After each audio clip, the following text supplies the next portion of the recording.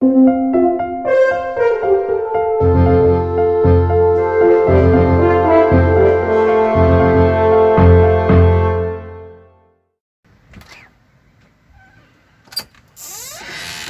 back!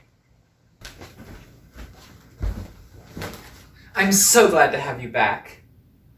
I've been playing on the computer for the past hour, learning how to code. Do you know what coding is? Coding, or code, is the secret language that computers speak. Computers speak in math and code, which is a complex set of rules that they use in order to know what we're trying to tell them to do. Code is in everything that a computer does, and it can be in things that you do too. How do you speak code? Well, that's a difficult thing to ask, but at the very base of it is something called Boolean algebra, which is a really complicated sounding name for a very simple concept. It's a system of rules and laws that computers use to understand what we're telling them. These laws generally come in very predictable blocks, which is what coding uses.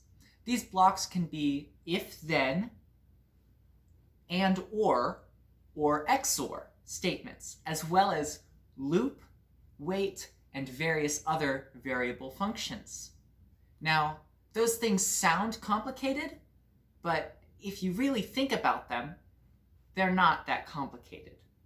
An if-then statement is a computer's way of asking what something does. It's cause and effect. If I flip the light switch, then the light turns on. If the trash is full, then I take it out. 3 other common Boolean identities are and, or, and nor, which are even simpler to understand. First, and. Imagine a Venn diagram. Anything that would be in the middle slice, right here, is and. Both this and that. Or is even broader. Anything that's in this circle or this circle, including the and.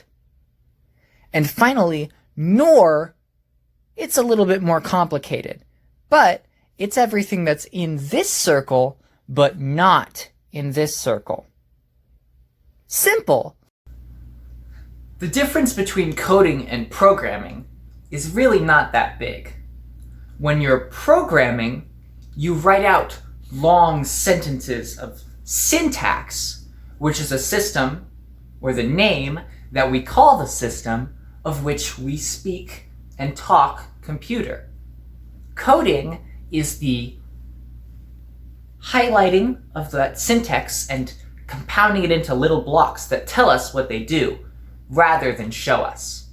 So, instead of having a long system of words and punctuation marks that show you, oh, when the computer sees you click here, it has to move to the hyperlink or click on the website. But in coding, all of that text gets scrunched up into a simple block that tells you exactly what's going on. It's really helpful.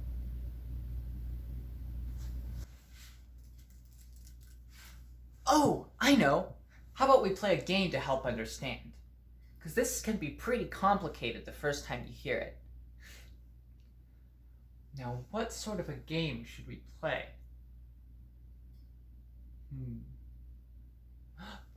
I know. Let's program something. How to program your parent. Have your parent or older sibling stand in an open room near the kitchen. Tell them they have to follow all of your commands exactly. No shortcuts. Then, tell them how to wash their hands. Don't get frustrated. They're only doing exactly what you tell them to. How good are your instructions? The thing about computers is, they can only do exactly what you tell them. They can't read between the lines like us people can. So, if you're trying to tell a computer how to make a sandwich, they'd be awful bad at it. Let me show you. For this experiment, we're gonna make a sandwich.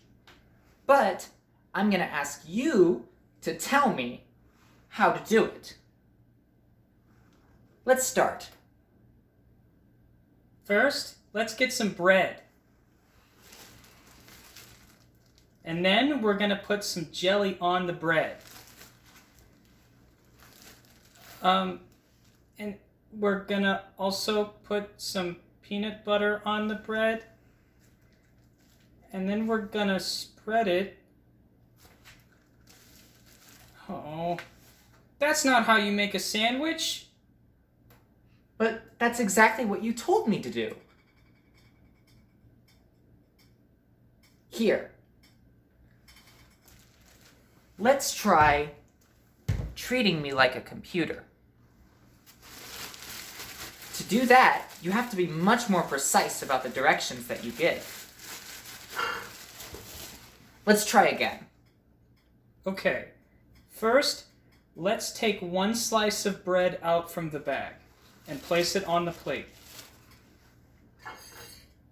Next, we will bring the thing of jelly over to the plate and we will open it.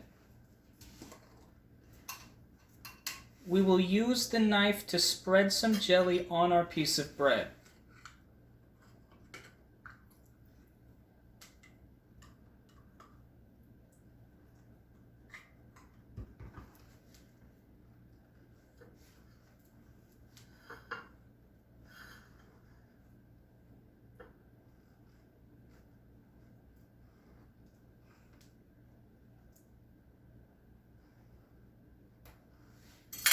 Next, we will take another piece of bread out from the bag and put it similarly next to it. Like we did with the jelly, we will take the peanut butter and spread it after opening the can, similarly to that of the jelly, using the knife.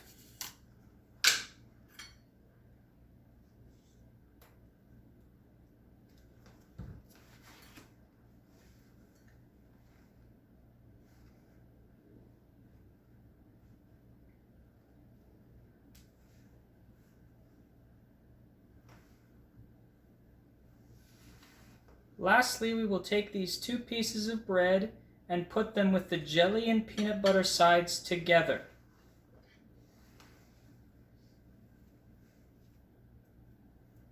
This is a sandwich. Did I do well? Another great way to learn coding at home is through websites like code.org. I've been learning about AI on code.org for a couple minutes now. It's pretty interesting.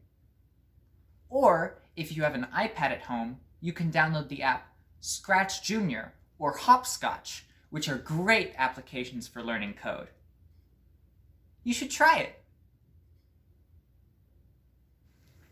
I'm so glad you could join me again this week. I'm excited to see you again next week. Thanks for coming. Goodbye!